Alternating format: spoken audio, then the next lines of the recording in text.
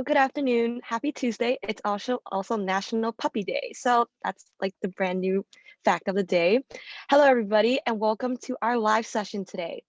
I will be going over a quick starter presentation to welcome you all and introduce you to our program opportunities if you have previously attended our shadowing session. So pre-health shadowing is a student-led, minority-led, and women-led nonprofit dedicated to helping prospective healthcare professionals gain access to educational resources, no matter their demographic status, abilities, or location. My name is Nee. I am the co-host for today's session, along with the fabulous Hannah at Pre-Health Shadowing. Thank you all for attending today. Let's get started. Just a little PSA, we do have closed captioning for all of our sessions to accommodate all students. This setting is available on the bottom of your Zoom screen. So if you need assistance enabling the transcript, please direct message one of our fellow team members. We are always looking for ways to be more inclusive and ensure our sessions are accessible to everybody. So please, if you have recommendations for how we can improve, you can email us at info@prehealthshadowing.com. So since this is an international program, we want to know, where are you Zooming from today? Drop it in the chat. So yeah, it's exciting. All over the US, that's so cool. I'm always so excited to see the chat and see that. So continuing on, if you want to stay in the loop, follow us on social media. We are active on Instagram and TikTok, or you can also sign up for our email list on our website to never, ever miss a session. We have some wonderful opportunities for you all as benefits for being part of our program. First, we have partnered with Kaplan. We will get you guys a 10% discount code that can be used on all Kaplan products, as well as free resources like study guides to help prepare you for standardized tests like the NCLEX, PCAT, and the dreaded MCAT. If you fill out our short survey in the chat, you will get hooked up with this. So it's a great resource that I recommend checking out and that I will also use. We would also like to draw your attention to another amazing program called Neolith. Neolith is an online mental health platform for students. College and young adulthood is stressful enough as it is in non-pandemic times. For pre-health professionals, especially like our special guest speaker for today, we know the path is not easy.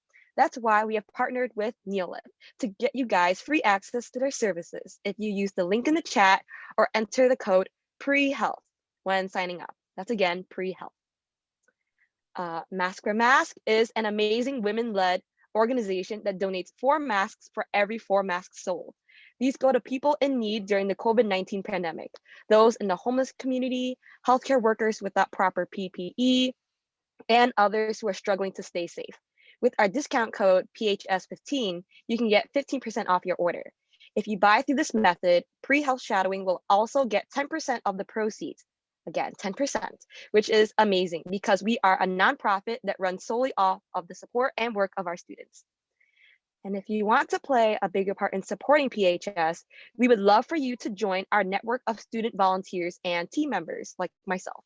You can apply to be part of our administrative team and lead students in various projects and initiatives with professional outreach, grant writing, and more. All of this just screams leadership. We understand that as a pre-health student, you may not have the time. So we also offer the opportunity to volunteer asynchronously with tasks that can be done on your own time. We would love to have you be a part of this program and contribute your own unique perspective.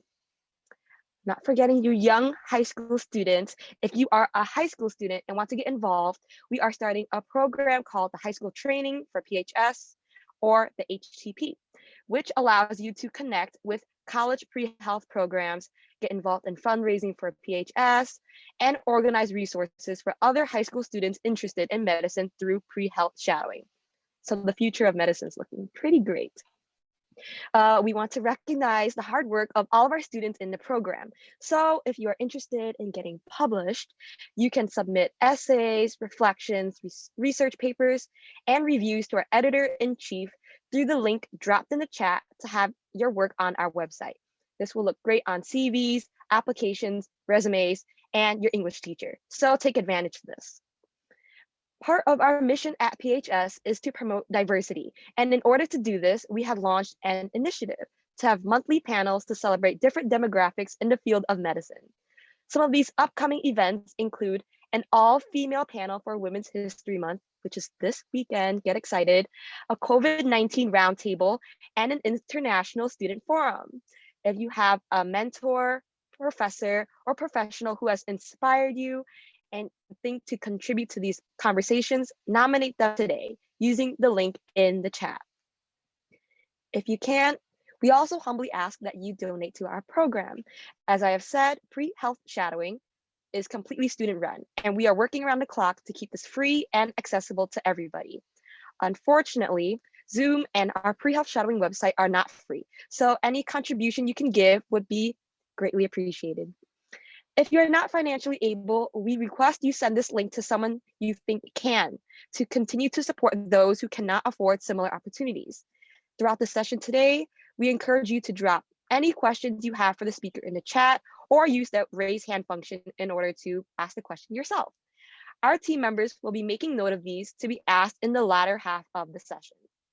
Please take good notes as our professional is going over their presentation, as there will be the chance to take a post-shadowing assessment to verify your virtual shadowing hours with a beautiful certificate.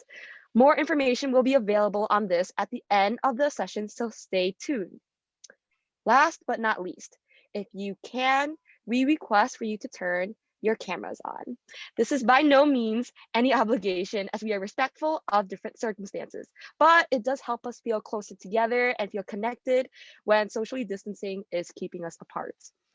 I appreciate you for listening to my spiel, and now I would like to welcome Dr. Christopher Cirino. Thank you so much for joining us today. You may share your screen whenever you're ready. Take it away. Great. Well, thank you so much for inviting me to give this talk. This is a field that I very much have enjoyed working for the last 15 years as an infectious disease specialist. It is a long track to get here, and I'm just really happy to be able to reach. I'm going to go ahead and share screen, but if anyone has any questions whatsoever, feel free to either raise your hand. We'll get those questions answered, or in the chat screen. So I'll go ahead and put the share screen. Okay, so, okay, all right. So I'm going to share with you over the next 45 minutes to an hour about what it's like to be an infectious disease doctor. We'll talk about general principles of what infectious disease is. I'm going to spend a little bit of time talking about what sort of my background and why I chose infectious diseases, as well as we're going to actually go into and do rounds together. And I will show you a couple cases that I've seen in the last year. So, okay, I'm having a little bit of, okay, great. So this is me and my 3 children. We have 3 kids, right? Currently, this is a much younger picture of them. But we have 3 boys, 13, 11, and 8. And this was a very important thought to me, which is basically, what is it to be a physician and have a family? And so I had to really put all of my career goals into the context of being a father and husband as well.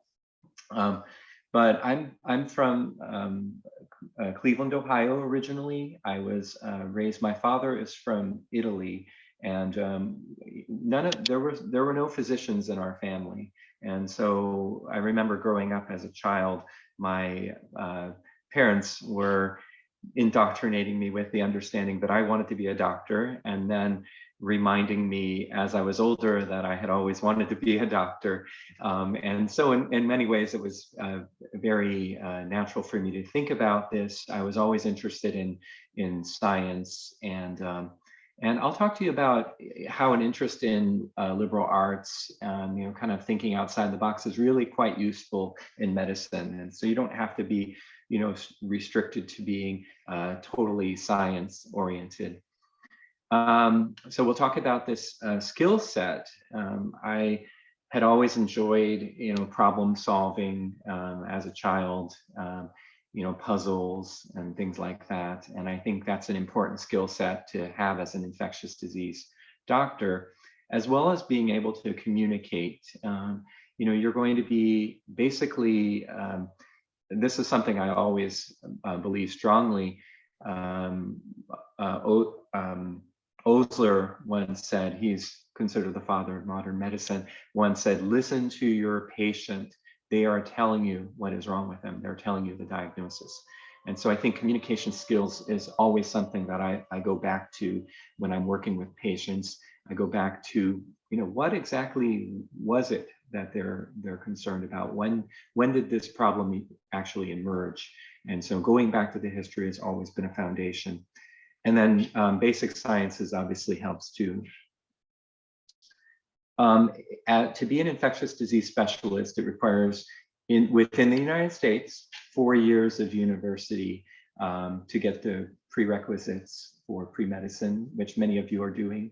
The medical school. I went to an osteopathic school. I had a very strong interest in healing, and I was actually at one point interested in alternative medicine. We'll talk about how that has kind of circled back in some of the things I'm doing for my health and wellness website. I did 3 years of internal medicine residency after 1 year of what's called a rotating internship. So it was actually about 4 years of intensive training. The internal medicine residency was at GW.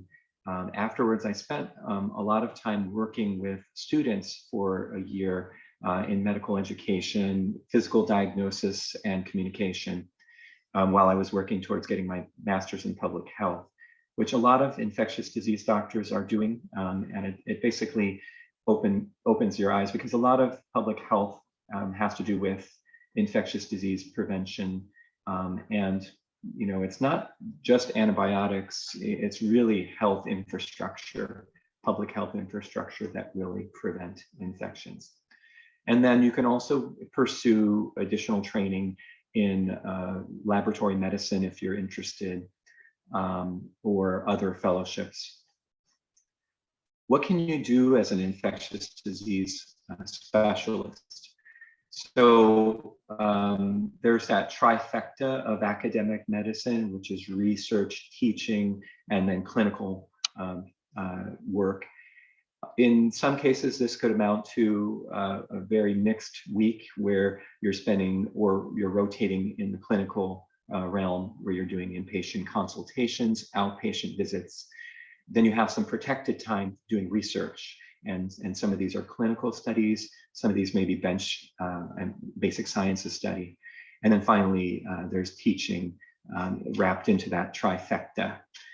I work as a clinical ID specialist in a hospital setting where I spend 3 days working, doing consultations. I have an outpatient practice as well. But the other 2 days, I do work with medical students, where we're building bridges with other doctors in the community to be preceptors. And preceptors means basically we take you under our wings, kind of like what we're doing here, shadowing, but you're physically present in the clinic and you're observing patient care. And then finally, I also work as an author and a speaker. And my goal is to work towards being a community and, in a sense, regional thought leader. Some of the things that I've been working on, and I invite you to also consider this too, is you're never too early to be an author, to be a leader or founder. I think this is such a wonderful program, pre-health shadowing. But I just wanted to show you a couple of the little books that we got together. These are with microbes, viruses, as well as bacteria.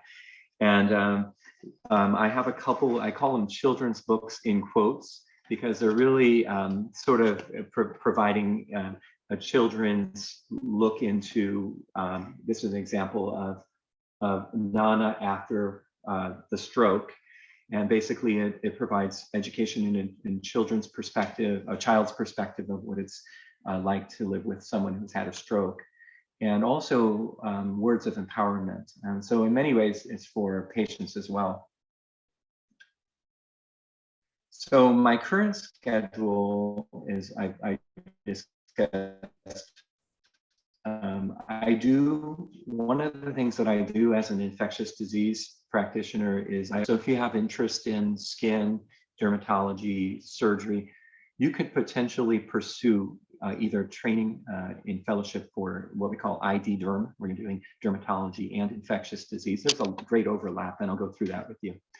But that I found has really opened my passion for infectious diseases, because a lot of infections start or end on the skin.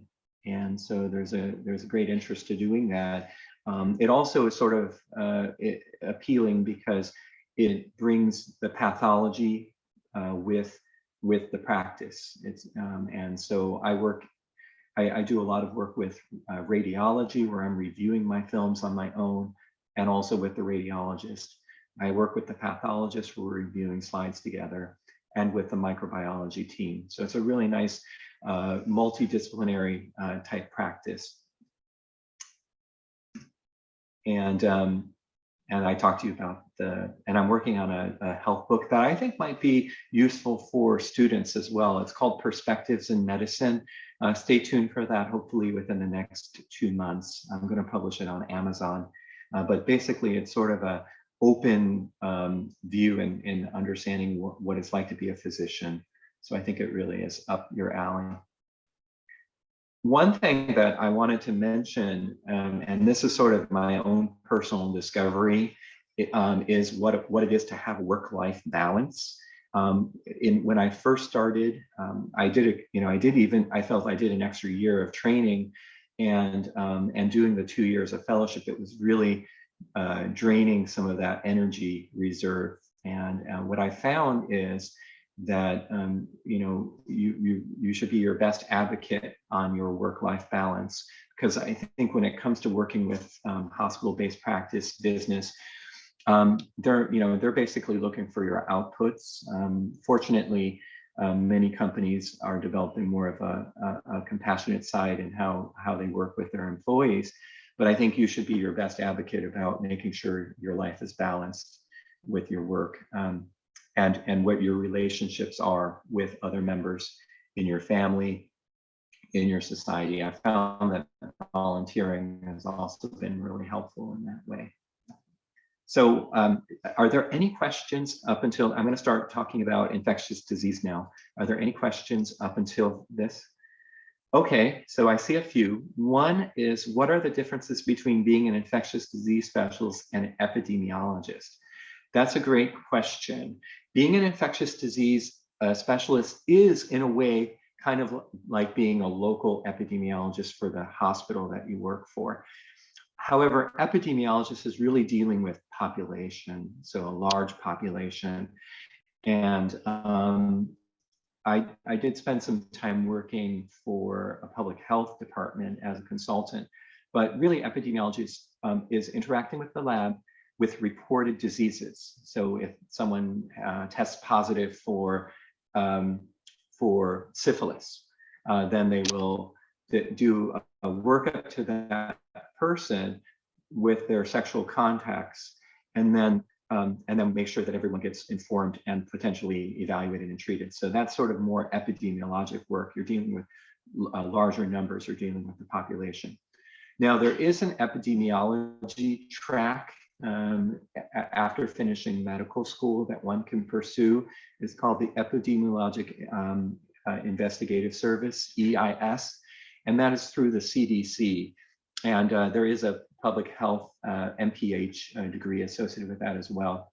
But basically what you're going to be doing with them is working with epidemiologic programs, either in the United States or within or in the world. and basically learning hands-on. It's a one-year program. It's a very respectable program. And some infectious disease doctors do that either before or after their fellowship.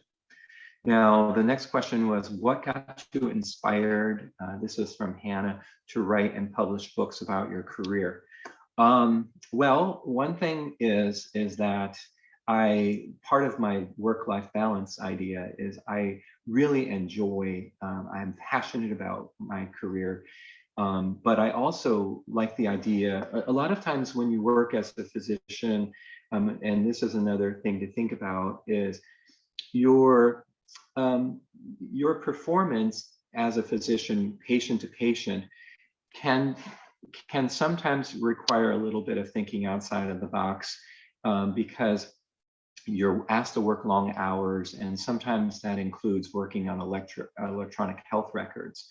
And in some ways, there can be a little bit of boredom that develops. And so sometimes that creativity is in a sense stifled. And what I found is, particularly when you work long hours. And so adding that little, kind of pearl of creativity is really invigorating and reinvigorating for one's career. So yes, we put together several books. This one is available on my website. It's called Pepe Finds His Way, and it's you can find it on my Your Health Forum website, and it's free. And basically, it tells it's a little bit of my own personal story in it, and it's basically, what if I could, go back to being a youth and be healthy? At one point, I wasn't as healthy. And so what story would I tell? And so that was sort of that idea, is that I want to share a story. And fortunately, it doesn't cost a lot of money to self-publish. Not even that, but it doesn't cost a lot of money to have illustrators draw your image. And it's really fascinating to go through that experience. It's like they're pulling from out of your mind with your descriptions what you may like. And so it's a wonderful experience, and I encourage you guys to consider this as well. Okay, so infectious diseases. This is my passion, and basically, to be an infectious disease doctor, it really requires you to think of the environment and how it relates to our bodies. And it's sort of like a hand fitting in a glove. And our bodies adapt to an environmental pressure, whether it's something we ingest, whether it's something we inspire, or even on the other hand, whether it's something we imagine. And so there's this kind of interaction between the environment and we as human beings. And our brain can literally create a state of our health, and in fact can harm our health if it's including from micro traumas and other traumas. So we talk about host immunity, and really we're talking about a strong vascular system. We talk about the microorganism, be it a protozoa, fungus, a virus. And then we talk about the external and internal risk factors. So external risk factors would be basically someone's exposed to the environment in their job, or in their leisure, for instance. They're taking medications that may affect their health and the immune system. Whereas when we talk about internal, we talk about how chronic diseases impacts our vascular system and for instance, what we see as a decrease in structure as one develops chronic disease. A diabetic develops vascular disease. And that decrease in structure can also impact the strength of the immune system.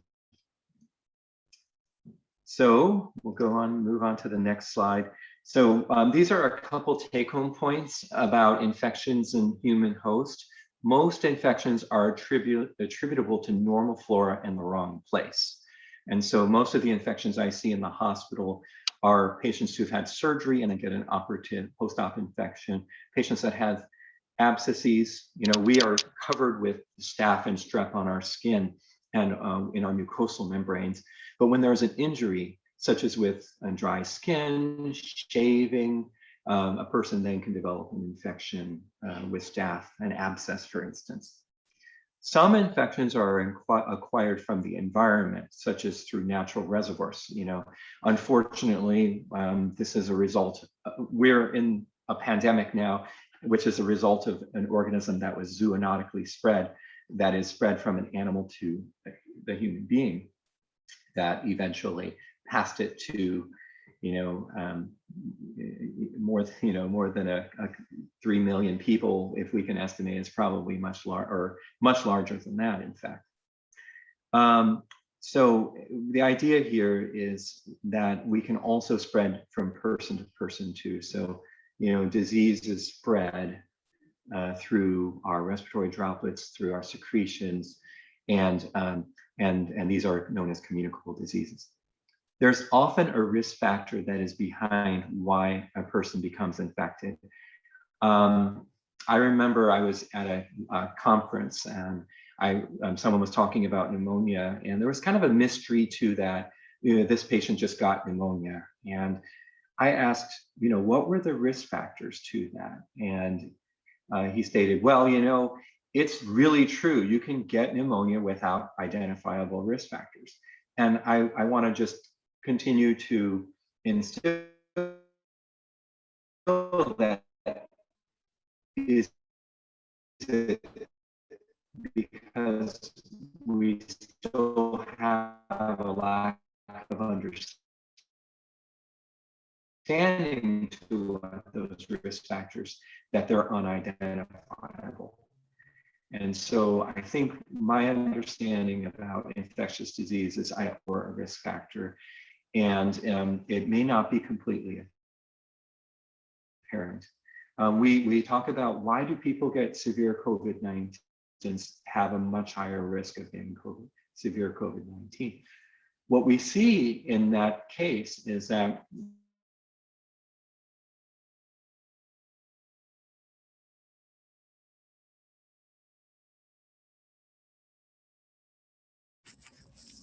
looks like there's some technical difficulties, so let's just sit tight and we'll have the professional come back in. There we go.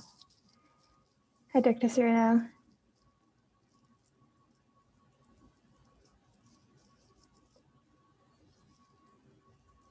Okay, I'm not sure what happened. I hope that doesn't happen again. I will just join in with the phone as well and mute that just in case. Anyways, the environment and healthy animals. There's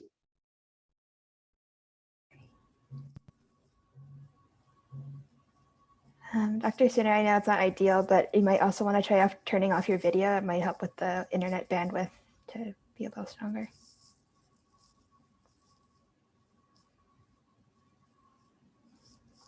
Thank you.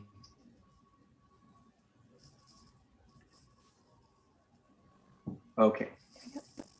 All right. Okay. Can everyone hear me okay? It's cutting in and out a little bit. It does say you have really low internet connection. Anna, can you hear me? It does that. We can hear you, but you are cutting out a little bit. Okay. It does say you have really low internet connection, but we can keep going and see how it holds up. Okay. Yeah. Okay. Let me go ahead and no problem. Let me go ahead just to make sure. I'm going to use my phone. Okay. We'll start with talking about 10 times as many microbial cells as mammalian cells in the human body. And that could be at any given time, because most of the diversity of bacteria are found within our gut. And so I do want to bring this out to you that in many ways we are this living hybrid of bacteria and human cells.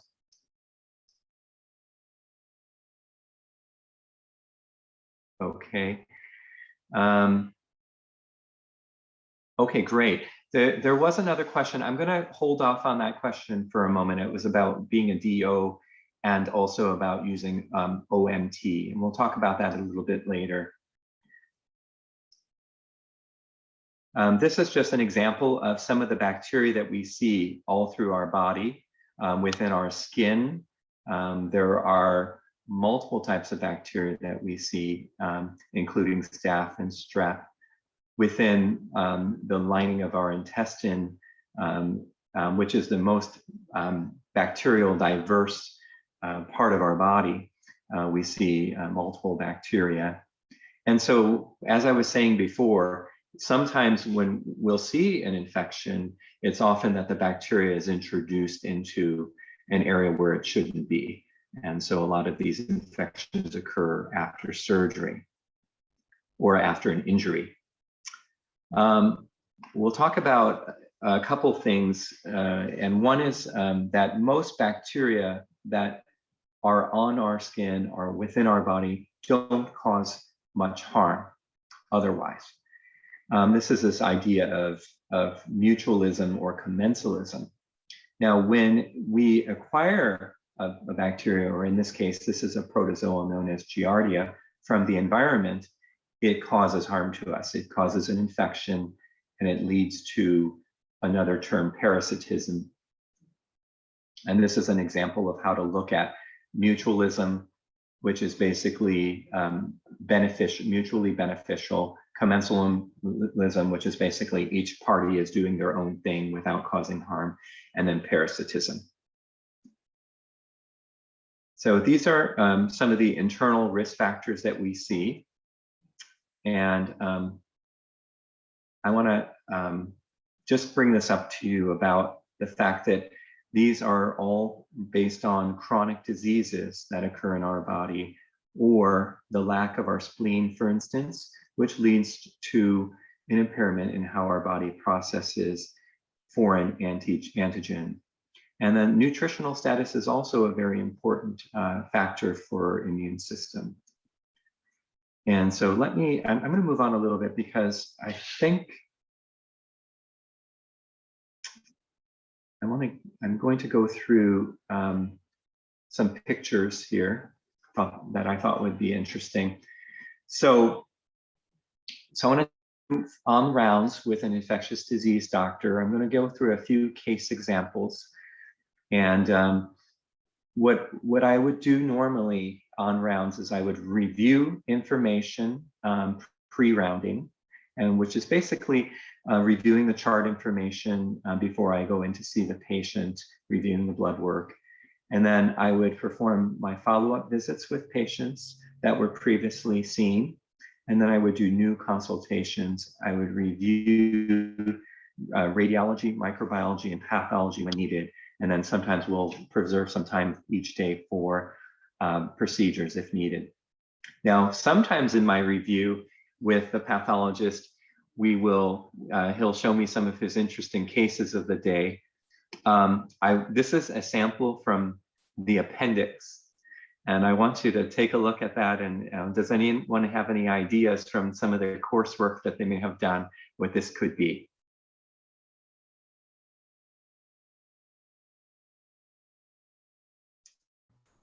This is the appendix, and this is some normal glandular tissue. There's quite a bit of inflammatory cells, so quite a bit of white cells. Within the lumen of the appendix are actually these kind of donut circles. And it's funny, I look at the human body in a way where donuts, internally, that's sort of the inside of the donut, and externally is our skin. Well, in a sense, this is what this is. This is a whipworm. And you can see here, this is the canal. And this was found in a sample of a patient who developed acute appendicitis. And so in a way, infectious disease is sort of a marriage of all of these different fields. So here's an example. Okay, so I wanted to answer that question about what it's like to be an osteopathic physician. And then we'll go through some cases. I want to make sure that this is for you, that I'm here. Yes, that's correct, Hannah. It was appendicitis. So the question that I had asked was, what about osteopathic medicine specifically, I understand DO to have an emphasis on healing and alternative medicine-ish practices, which is important and valid, but I know that it's also sometimes looked down upon as a weaker version of MD. I've heard it could be harder to get a residency with the DO rather than MD.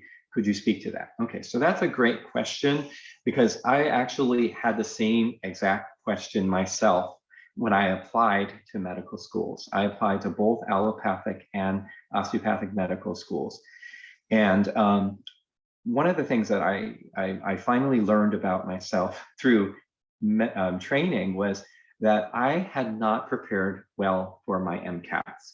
I basically had textbooks that I stacked up, and I would open up the textbook and I would read it as much as I could until I fell asleep. And so one of the things that I learned very quickly as I was training with my step 1, step 2, is that I wasn't studying for the test. And afterwards, I got better at taking tests. But with the lower MCAT scores, I thought, well, maybe I should just open it up to osteopathic schools. And I was very attracted to the osteopathic philosophy about structure and function, and that the body was capable of healing itself. And in many ways, that is something that I think strengthened myself as an infectious disease physician. As far as being a weaker version, I don't think that that exists as much as that perception had in the past, where, for instance, osteopathic programs were in smaller hospitals, and the training was not as kind of experientially broad as allopathic larger hospitals that were associated with academic institutions. So I think that that has greatly changed in the last few decades, and in many ways, test scores are equally being accepted. I did my osteopathic rotating year for 1 year, and then I moved on to an allopathic training at George Washington University. I remember starting, I had that same feeling, and so they told me, pretty much flat out, you're not going to get any extra time for doing that year. And fortunately, they did give me a 1-month rotation of elective, which I worked in Ecuador for a month, which I found was very supportive to my developing a career in infectious disease. But I don't think that that exists anymore. And I would, if you're interested in some of the osteopathic tenets, I'd strongly encourage you to ask further. You can send me an email, or do a little investigation on that yourself. So our first case is an environmental exposure, and these are cases that I've seen in the hospital. So it's sort of this pathogen-host interaction and environmental exposure. So 60-year-old with advanced cirrhosis presents with seizure and headache.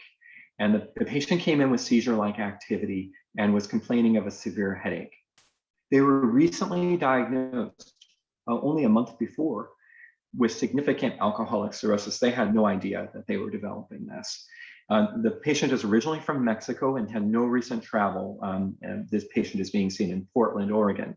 They had a confusion and fever of 105 degrees. And so just kind of a generic question to you is, what is the next step? Students, there's a poll now up on the screen. If you want to take your best guess at what you think the next step should be. Patient had seizure-like activity and headaches. Kind of about half the people voting. Open up for like 10 more seconds here. Okay. Okay, very good. Very good. Most people saying order a blood test, although some people are also saying MRI and CAT scan. Okay, great. Well, thanks for doing this polling. This is fun. So we'll move on to the second part of this. So patient had some blood work done. And in this case, I would say the next step in the patient presenting with new onset seizures and headache would be to do an imaging exam. CT scan is a very quick screening test, but it is certainly not sensitive for brain parenchymal disease. And so oftentimes we do a CT, then a lumbar puncture because of the headache, followed by an MRI. And so in this patient, had some blood work done since it's so quick and easy to do.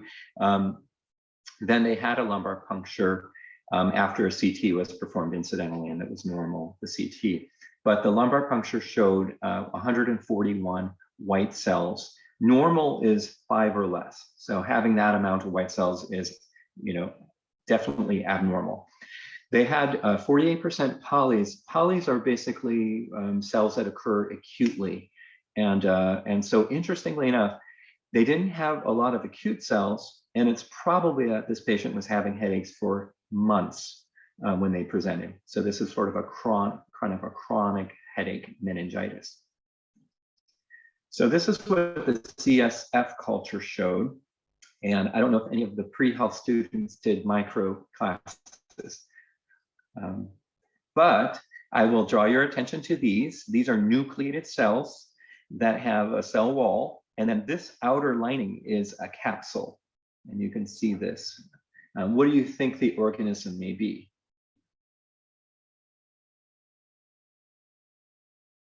Okay, well, it turns out it was a yeast. And I wanted to show that there are infections in the environment that one can acquire. One of those, for instance, in the east area here, is histoplasmosis in the blue range, and that's along the Mississippi River area of the United States in the southeast. But there are some histoplasmosis natural reservoirs also in the islands, in Puerto Rico, etc. Then we have in the southwestern United States and Mexico, coccidioidomycosis. These are all fungal organisms that have two forms. One form in a human host or in an animal, which is a yeast form, and then another form, which is more of a hyphal form, the way that fungus grows in the environment. And then in Oregon, we have Cryptococcus gattii. But Cryptococcus, I will say, is found all throughout the United States. It is probably linked to an animal as well. Pigeons have been found to have Cryptococcus in their stool, which is a mixture of urine and stool, of course. And the biology of Cryptococcus gattii is basically in an environmental form. This is how it grows, and then spores are acquired in the lungs. The lungs get infected, they germinate, and Cryptococcus has a predilection towards the nervous system, and so it tends to cause meningitis. In this case, the patient had risk factors, severe liver disease, but we can see it with HIV, and that is what it was commonly seen in.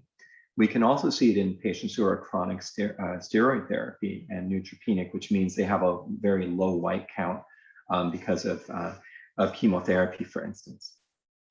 I just after preparing that case, just about 2 months ago, I saw a patient who had lung cancer, no other risk factors other than lung cancer, also present with a chronic headache for 6 months and was found to have cryptococcal meningitis. So this is not exceedingly uncommon, but it is something to think about with the right host. Are any questions on that one? Okay, now we're going to go to the next room. So this is an infection in a patient with normal flora. And remember, I mentioned that a lot of infections that I deal with are bacteria that get in the wrong place. So in this patient, she's an 18-year-old African-American female, and she was in her usual state of health until she developed a severe sore throat. It was severe enough that she was seen in the ER twice in 1 week. They had nothing really to offer her, unfortunately. There were exudates found. They kind of went in the realm that this was probably viral, they thought. The strep test was negative. And so 4 days after the second visit, she started having increasing shortness of breath. And this is what we call a chest pain. We call it pleuritic in nature. That means when you take a deep breath, you feel pain. And so So she was also having pain in the back of her chest. Interestingly enough, the hospital, the ER tested her and found that her urine was grossly positive. There were white cells in the urine. So she, at some point, she must have had a urine done a few days, at her last presentation, but her urine culture was positive. So they basically said, oh, she has a urinary tract infection, maybe what we call pyelonephritis, which is an infection of the kidney from a urinary tract infection, because she was having pain in her back. So that was the case. And so I was asked to see her because she was having recurrent fevers. And overall, her lungs were pretty clear on the exam. I heard about her having pain with deep breath, and I reviewed the ER records. I also noticed that the oxygenation, and I think a lot of you may be familiar with pulse ox, especially this year with COVID-19, that is not a normal pulse ox for someone. 94 and lower is not considered a normal pulse ox. And so her blood cultures were positive, and they were sent for further determination. It felt like everything just fit together. She had Proteus in her urine, her blood cultures are positive for a gram-negative bacillus, which Proteus is. And so, it felt like everything was fitting, maybe a urinary tract infection. However, she had a worsening chest X-ray and was having some breathing problems. So after I saw her, it was fascinating to read the ER record that she had never had any urinary complaints whatsoever, never had frequency on urination or burning. And so that's really just kind of goes to the point that going back to the history and listening to the patient even more. So not just looking at the chart, but listening to the patient. So I recommended doing a CT scan of her chest. And yeah, exactly. So what else could it be? So my students, there's another poll up if you want to vote in what else could it be. The flu, tonsillitis, mono, measles, Lemire Syndrome, COVID-19, or none of the above. I did not write these questions. One of my teammates did, and I gotta say, these are good options to pick. All right, got about half people voting. Leave it open for another 5 seconds. Again, these are not attached to your name in any way, so just fun to guess and see if you're right. Great, end it. I would be impressed. Very good. Oh. I am impressed. Yeah, I was not familiar with Lemire syndrome as a pre-medical student, let alone as much as a medical student. So very good. In this case, this is a condition that's associated with sore throat, and it leads to the development of blood clot in the vein that leads to the heart, called the jugular vein. And so, essentially that leads to what we call septic pulmonary emboli, where the bacteria and clot get into the lung and cause an infection of the lungs. Not the same as an pneumonia, though. Sometimes this can be confused. Now, this is what this bacteria looks like. They're kind of filamentous looking bacteria. They tend to, we have a test called the Gram stain. This is sort of the, the foundation, right? If you've done microbiology, this is a foundation of lab medicine. Oh, perfect. Well, you guessed right, Sienna. And so this is sort of the foundation of laboratory microbiology. So this is and it's usually Gram stain positive, which is Gram positive. So it's usually kind of a purplish color. This is a complication of pharyngitis. It can be seen with patients who have mononucleosis. I tend to see it in adolescents and early 20s.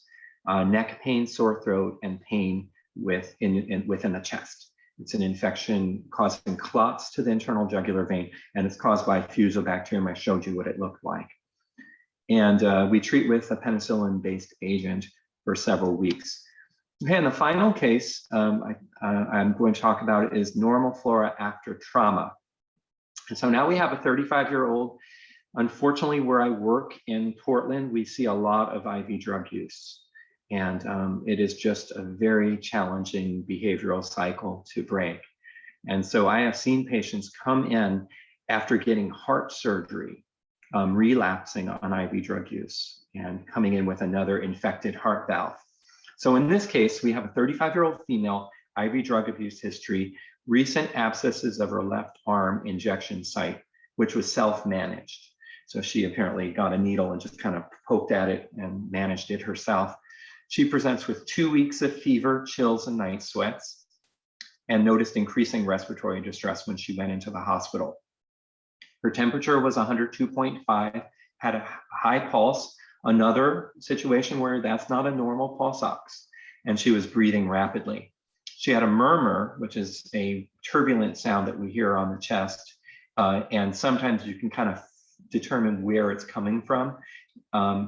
In this case, you know, we'll leave it as a general murmur. And it was louder than normal, so we have a grading system. Grade 1 is you can barely hear it, to grade, you know, up to grade 5 or so when you can almost hear it with the stethoscope off the chest.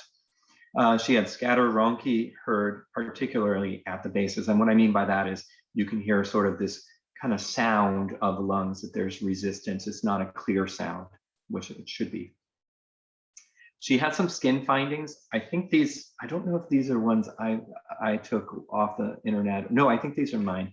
But take a look at these skin findings. You see these little changes here, a little circle of redness and with a kind of a central darkness.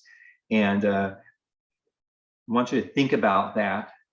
Now, remember, I told you about our vascular system being very much linked with our immune system.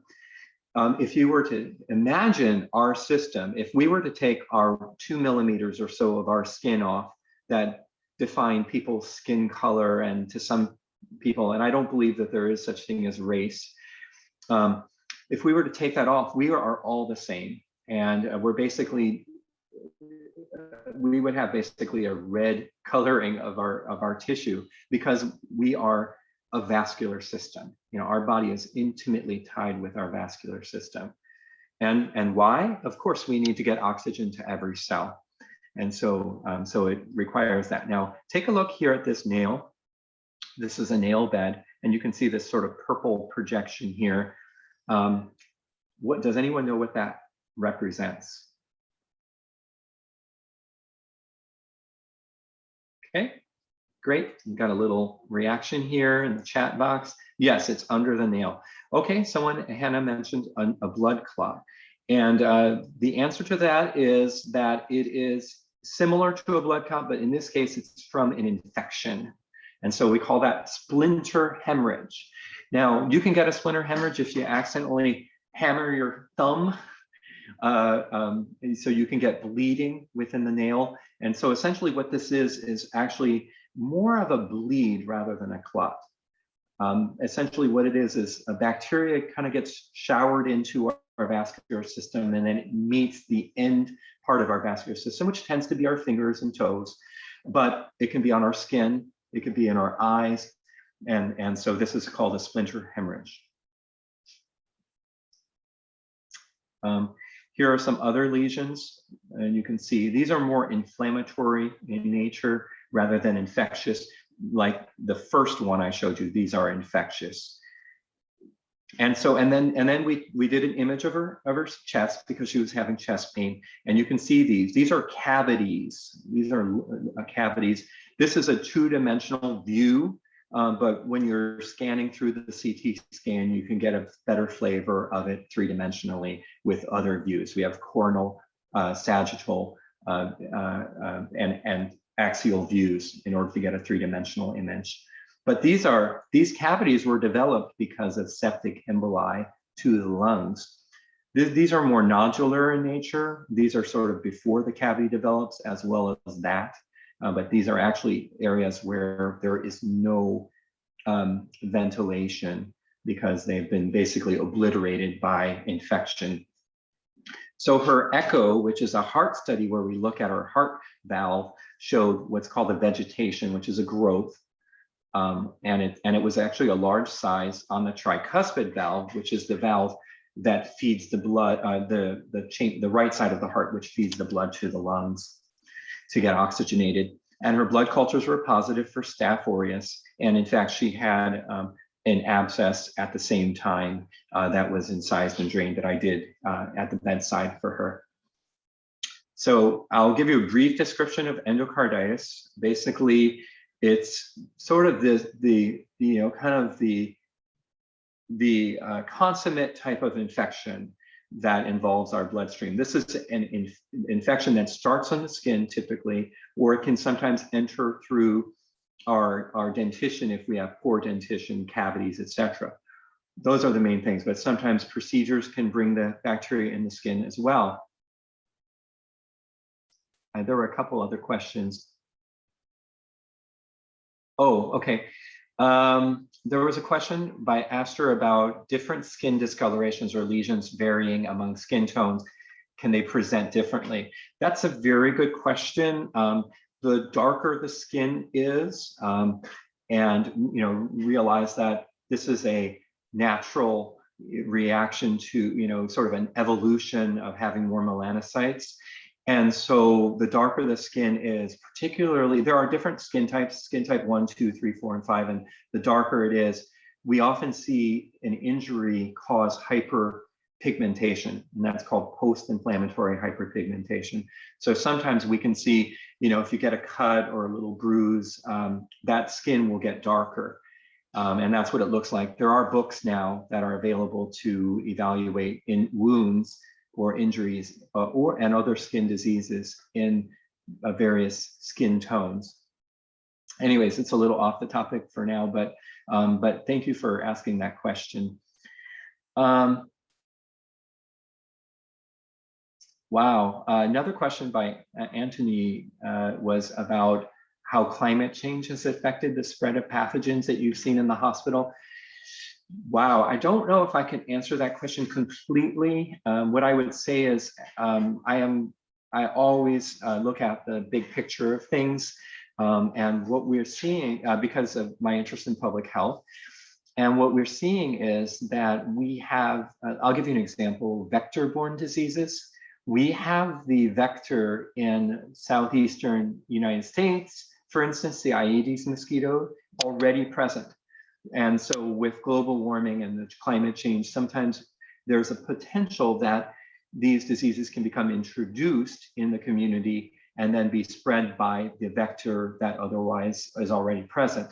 And so I do think that global warming and climate change, we'll call it generically, is probably going to increase the risk of outbreaks. In fact, in the last, I just made a presentation on preparation for future pandemics. And in the last 4 decades, we've seen an increase in the amount of outbreaks that are occurring in zoonotic outbreaks. And so that's a little off topic, but the topic is you guys. So feel free to ask any questions whatsoever. Okay, this is just a view of the heart. Here's the tricuspid valve. And these are some of the risk factors of endocarditis. But I will skip through this a little bit just to show you a patient who presented who had IV drug use and had a huge stroke. This is what a stroke looks like on the CAT scan.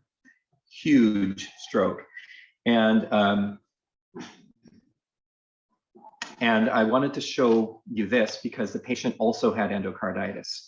And I think the take-home point is that being an infectious disease specialist is really about knowing the whole system, okay, of the body. And so it's a great exercise in really learning about how the body works. And in a way, being a specialist in infectious diseases, sort of learning about how the body structure and functions interact. This is another example. These are Janeway lesions and Osler nodes. These are tender. These are more inflammatory in nature. This is also from endocarditis, and then these are more from the septic emboli that I showed you, similar to the other patient. This is what a vegetation can look like. This is a fairly large one, as you can see. And so they're kind of like fatty and inflammatory in nature. And then this is what a pathology can look like. So we're going through, we went through the clinical, we went through the visual, the gross inspection, and now we're looking at the pathology. And what you can see, this is a vegetation. There's clot and fibrin present, and a lot of white blood cells kind of invading the area and developing. So I talked to you about my children's books, and I have a fun book called Pandemic Corey. Why is it fun? I honestly, this has been a hard year for everyone, and I thought, why not introduce epidemiology to children at an early age, and kind of, pique an interest for understanding about why infections occur, why outbreaks occur. And so I kind of created a sort of archetypal characters. This is Ebola, and associated with a very high mortality rate. And then this is sort of a stealth-like influenza virus. This is more of a sort of a mafioso type figure of the flu, which causes pandemic year-wide. And this is the smallpox virus, which has been arrested and is in an ice box and frozen. And so I kind of wanted to create a sort of this idea that, we can learn about these things. Children can learn at any age about these things, and that it's approachable. My website is Your Health Forum by drcirino.org. Follow me on Instagram. Looking to reach out to you if you have any other questions or would like to work collaboratively in any way. I invite that. I'm open to that. My Twitter handle is DocInfectDisease, DocInfectDiz, and my Facebook site. I welcome you for any questions or concerns at this time. So I'm open to talking about anything at this time. That was such a wonderful presentation, Dr. Cirino. Feel free to turn your camera now. We'll see how your internet holds up. Fingers crossed. Okay, great. Lots of hands clapping and his raised hand. So we'll get right into questions. Feel free to drop your questions in the chat now, students, as well as if you have any questions, you can also use the raise hand feature in the participants or reactions. There's a raise hand feature there. So I see Gloria has your hand up if you want to ask a question. Yes, thank you. Thank you for the presentation. I really enjoyed it. But I think I lost that part. Thank you. I think I lost that part where you were introducing One Health. It might have been the internet on my side, but I am interested in knowing what's the interaction between vets and possibly doctors in your area, how they communicate when it comes to this matter. Very good. I probably don't, that's a hard question to answer completely. I think, I know there's several organizations that are pairing together with the local public health department. We have, the veterinarians and infectious disease specialists. The idea with One Health is, and this was sort of generated by the World Bank, I believe, in 2012, about this idea that we really have to look at this as an interdependent system. There are studies basically looking at, I'll give you an example, Q fever. That is a bacteria that's transmitted by cows that are infected. And so you can imagine there could be a risk in slaughterhouses or in parturient cows. So that is just, delivering calves. And in some cases, this infection can be spread to humans and then develop outbreak potential. And so the idea of One Health is that there's open channels of communication to, infectious disease specialists, local public health officials, and veterinary medicine, as well as on a larger scale too. And so I think it's a wonderful example of how our environment we're completely, in a sense, not only do we interact with our environment, we can alter our environment in such a way that it will bite us back in the end. And think of all the deforestation that is occurring in the Amazon basin.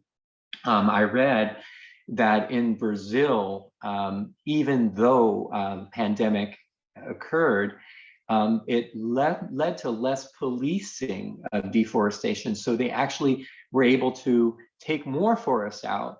There are apparently some 462 square miles of forest were removed last year compared to, I believe it was like 10% less the year before. So yes, these things have implications. A flap of a butterfly's wing, in Southeast Asia can definitely affect the world. And so when we have an outbreak, we should look at it that an outbreak, it has a pandemic potential. And so I think it's a good question. I don't have more of a detailed answer than that kind of general response. No, thank you so much. You're welcome. Ask me anything. I'm here for 30 minutes. I had noticed, and I really loved the fact that the patients in your case studies were very diverse. Like you had someone from Mexico and another case was a Black woman. And that is really representative of being a doctor in America. And I know that you're from Portland. And so that represents like your practice. And so how has being a practicing doctor in Portland like affected your healthcare career? Okay. Well, now is that specific to patients or sort of the way that I've developed or evolved my practice because of working in Portland? Yes. Okay. Well, I think that's really an important thing is where you practice can definitely, be a motivator to not only what your evolving interests are. I am from Cleveland, Ohio, and I grew up in basically in a diverse family. Where my father's an Italian immigrant. But then in some ways there's this sort of pull towards this sort of becoming US American and what that meant, and sort of assimilating in a way. I grew up and I went to school in a very diverse population, where I think about 50% of the group were Caucasian, 50% were African American. And so I've always had my eyes open to diversity. I did a lot of work in other countries as well, including in Africa and in South America, and in Haiti. And so I think I've always had my eyes open to that. And being in Washington, D.C. was sort of like a kid in a candy store, because you can go to an embassy in one country and then go to another embassy of another country and feel like you're actually traveling. But going to Portland was also very interesting. When I first moved out, I worked in McMinnville, which is a small town about an hour south of Portland. And it was very homogenous in many ways. And so moving to Portland and changing my practice there. In Portland, we have such a diverse population, people from Africa, from the Middle East, from Asia, particularly Laotian, we have Burmese, and we have a situation that sometimes we can't even find an interpreter for the person because their language is so, so uncommonly spoken in the United States. So we're very diverse in the patient population. And I think that comes with it, the idea, and I think I garnered that sensitivity through my training, is that people interact with their disease that they have, their complaints that they have, in a very, in some ways, a culturally specific way, and obviously in a personal way too. And so kind of developing that sensitivity, you know, I think starts with an interest in developing that, and putting the foot forward to understanding how we view our health based on how the culture that we grew up in. And so, yeah, in Portland, yes, populations. And I think I always have my door open to anyone who has a concern they may have an infection. We get referrals sometimes from patients that the doctor just doesn't have a place to send them to. You know, there are, you know, chronic inflammatory concerns, chronic fatigue. And so I always open my door up just to give them a chance to come in and tell me their story as much as I'm able to listen. I may not always have an answer, but I think, you know, the idea here is you know, the door's open to understanding what a person may have, starting from listening. Such a wonderful insight, and thank you for sharing that perspective. Building off of that question, how has your experience as a infectious disease doctor changed your outlook on life in general? Oh, great. Wow, you know, that's a great question. I think that's a complicated answer, so I'm going to try to get closer to what I'm feeling.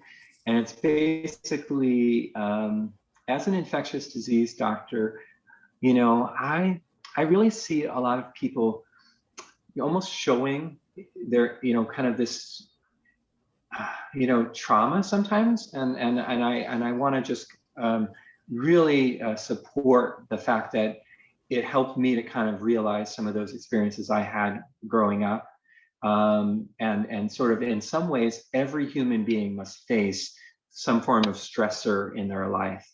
And I sit and I talk with the patients. Like I was telling you, many of the patients that I see have a history of very severe traumas, and they turn to drugs. It made me really realize that sometimes the disease is sort of, it's almost like a whirlwind that develops earlier on and then gets out of control.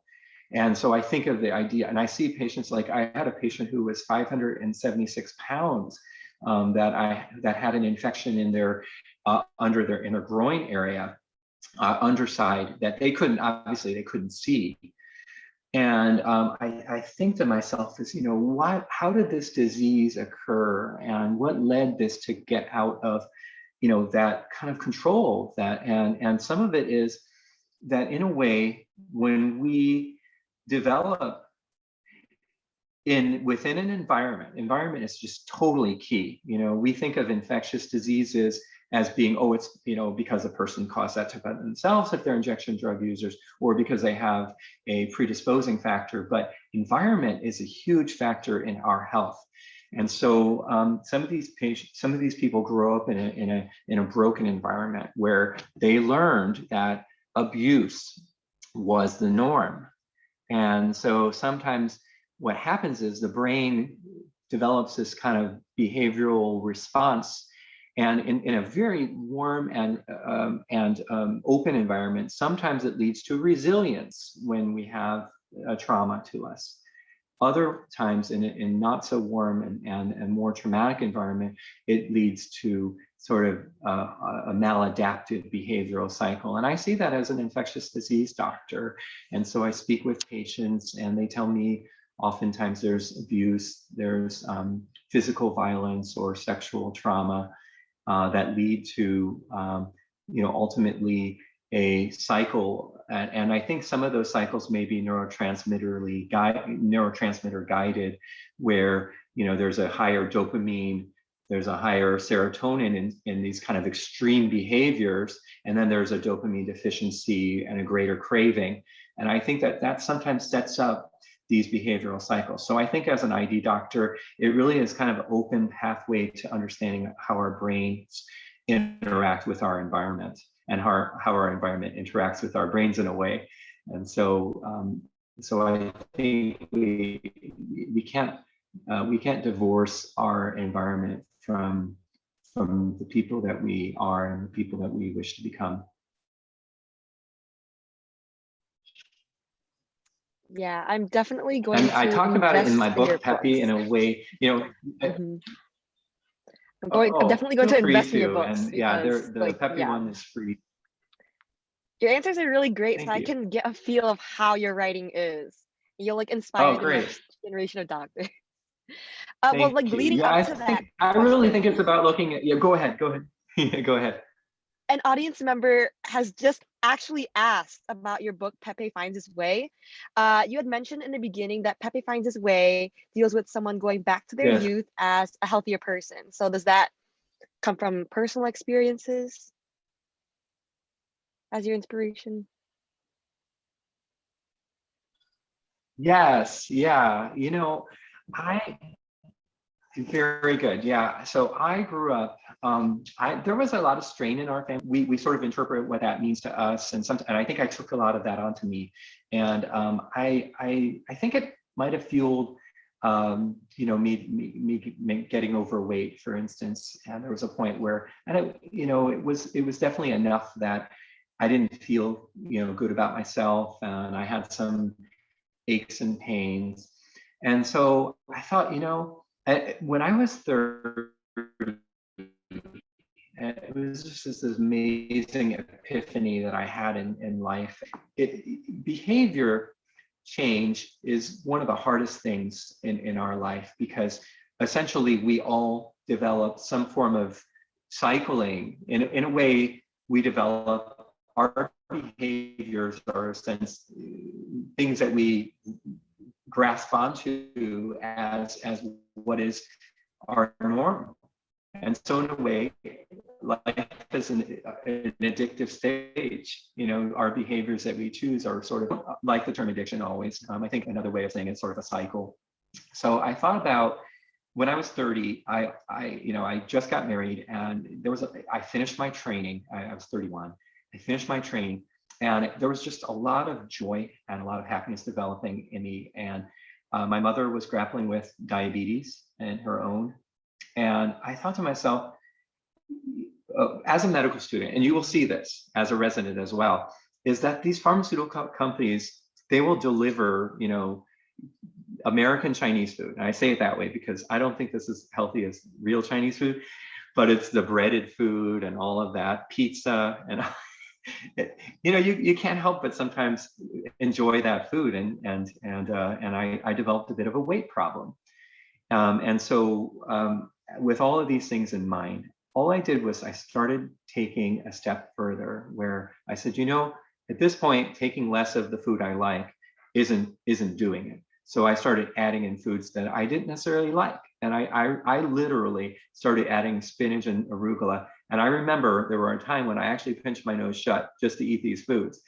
I did not tolerate them. And here now, and basically the weight started melting off. I lost about 50 pounds in a period of about 6 months. And now I'm at a point where I eat salad 2 to 3 times a day. And so I would have never imagined that I could do this. But it all starts with this sort of, let's think outside the box, let's take a chance on myself. And so when I put Peppy together about 2 years ago, I said, well, I see patients all the time who show, in a way, their shame on their body. And I hate to say it, but in a way, obesity is a cycle. And there's so much of a stigma and everything that doesn't need to be, but that it is attached to it sometimes. And so what can I do to get to a younger age? I wrote an article on childhood obesity. And the truth is that when a child is obese, they have a much higher risk that they will stay obese during their adulthood. And so I wanted to get to those children. And so I thought about, my own personal experience in this, and what could I do to write to children. And so I incorporated a couple things. One is a visualization. This is sort of a Pepe visualizing what he could look like if he were healthy, in a positive way, that he could help other people, that he could be more active, he could feel better about his body and himself. And little by little, he takes a step. And it starts with the idea that it was worth a try. I think it's worth taking a chance.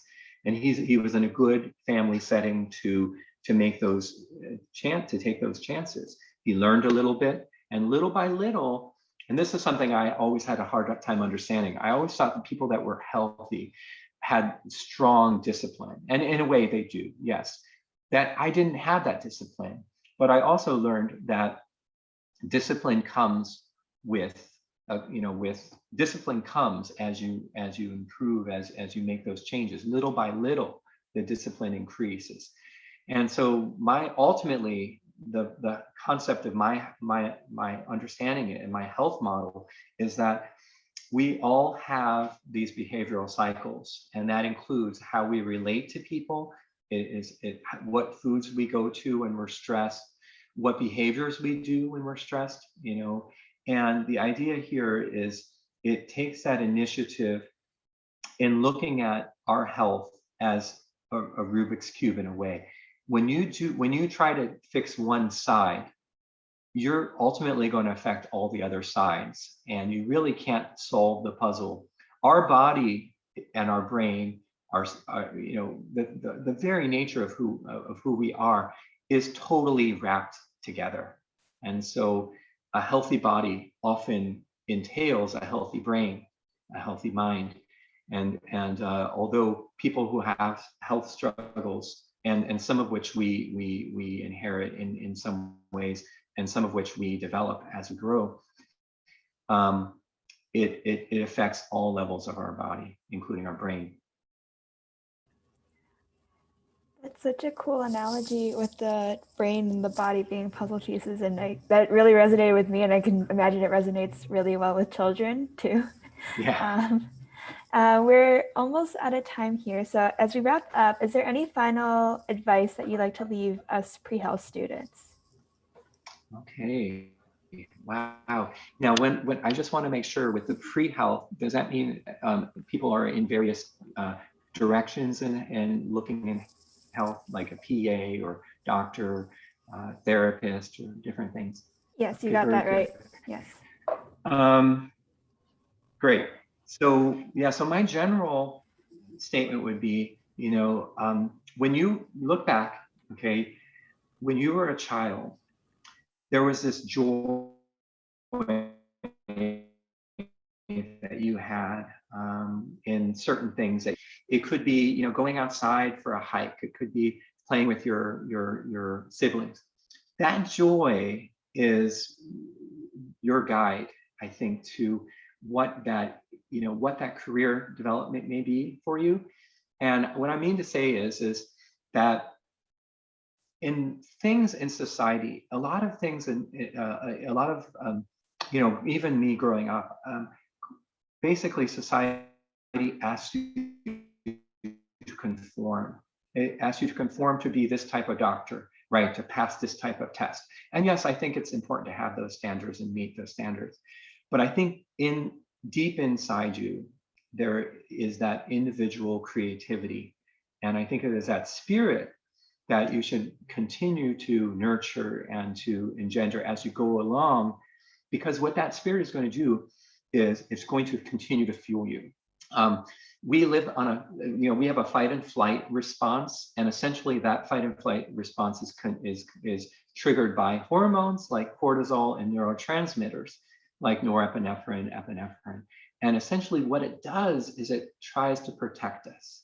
And essentially it causes us either to close up, to run away, and sometimes that could be positive, and also face. And I think those are important skill sets. But I think the other side of this is the parasympathetic and this sort of rest and relaxation mode. And I think that it allows, and I think of it like a tree growing, when does a plant all of a sudden in the spring, we're in the spring now, all of a sudden decide that it's going to spread further, it's going to grow. Yeah, it has to have the appropriate nutrients, it has to be in the right soil. And I think it's important that we nurture ourselves similarly, because our growth, which is, we are connective human beings, is intricate to, or is integral to who you are as a human being. And so when we can turn off that fight and flight response and kind of open up ourselves, this is a fuel that you can tap into that is essentially never ending to you.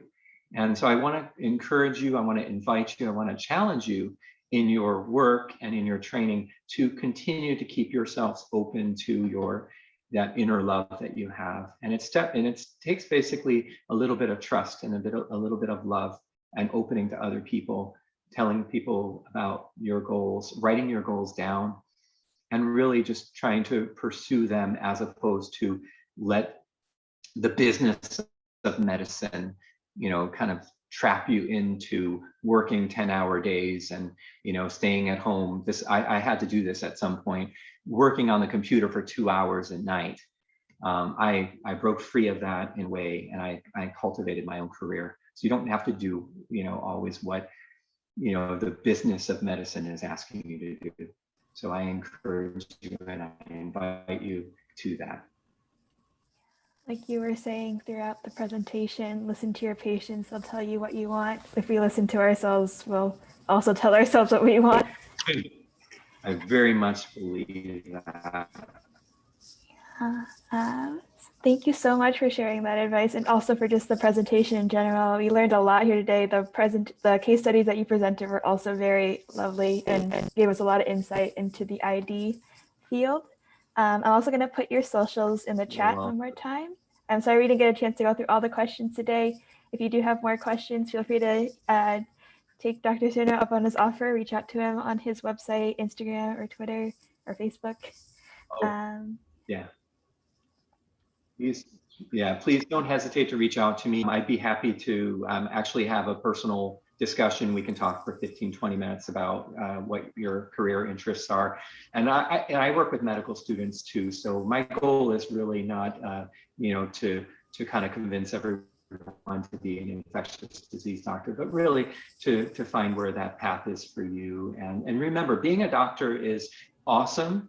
And but I'm a person, I'm a human being before I'm a physician. I'm a father before I'm a physician. I'm a husband before I'm a physician. I'm a community person before I'm a physician. So think of that career as being an extension of what your soul is, basically what you wish your life goals to be. And it will be that way for you. You can totally carve out medicine to be whatever you wish. Thank you again. Thank you so much. Dr. Cirino, you feel free to leave the session if you'd like. My students, we're going to go through a quick wrap-up presentation about how you can get your hours here today certified.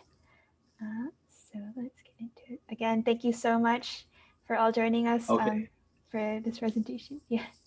So considering all that we've learned here today, we encourage everyone to reflect on the session. What has brought you to today's session? What are 3 major takeaways that you got? And what are some things that you want to learn more about? And while writing this reflection is not required, we do encourage you to submit it to our website for publication for recognition of your hard work and to enhance your future applications. So if you want to submit an application or your writing reflection, feel free to do so at our website, www.prehashadowing.com/blog submissions.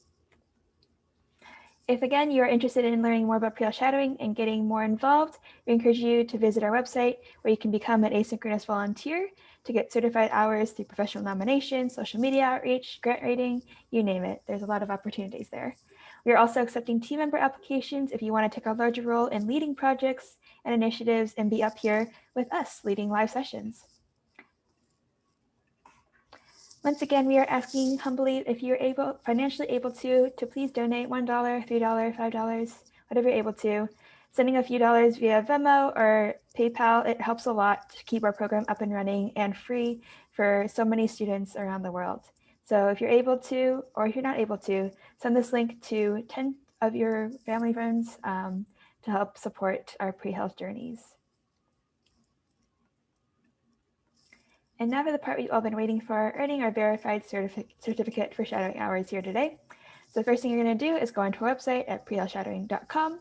You're going to find Christopher Cirino as a course and sign up for it by hitting Take This Course. From there, you'll see a button to also take the quiz. You can answer a 30-minute, 10-question multiple choice quiz. You have 2 chances to get 70% or higher on this. The quizzes are open indefinitely, but once you start, you do have 30 minutes to take it. Once you pass the quiz, you will see a button saying Finish this course, and from there you'll be taken to a site to download the certificate. If you have any questions during this process, please feel free to email us at info@prehealthshadowing.com. We're happy to help you out. If you missed any part of today's session, it is recorded. It will be up on our website later tonight on our YouTube channel at Pre-Health Shadowing. You can also feel free to watch any of our previous sessions and take the quizzes for those and rack up those shadowing hours.